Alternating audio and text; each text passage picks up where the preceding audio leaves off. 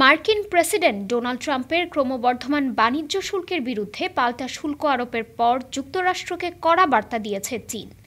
দেশটি বলেছে তারা যে কোনো ধরনের যুদ্ধে লড়তে প্রস্তুত। ট্রাম্প সব চীনা পণ্যের ওপর আরও শুল্ক চাপানোর পরে বিশ্বের শীর্ষ দুই অর্থনীতির দেশ বাণিজ্য যুদ্ধের কাছাকাছি পৌঁছেছে।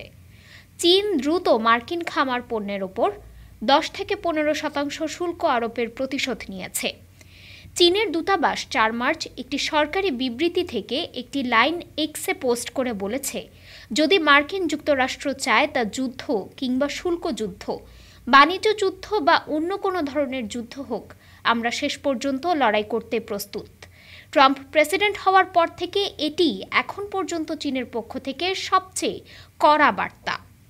এই বক্তব্য এমন এক সময় দেয়া হলো যখন ন্যাশনাল পিপলস কংগ্রেসের বার্ষিক অধিবেশনের জন্য বেইজিংয়ে দেশটির নেতারা জড়ো হয়েছেন।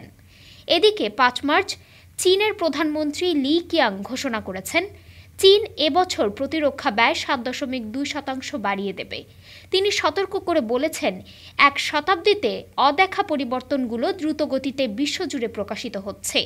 চীনা প্রতিরক্ষা ব্যয়ের এই বৃদ্ধি প্রত্যাশিত এবং গত বছরের ঘোষিত পরিসংখ্যানের সাথে মিলে যায়। ডেস্ক রিপোর্ট, আজ বার্তা, ঢাকা।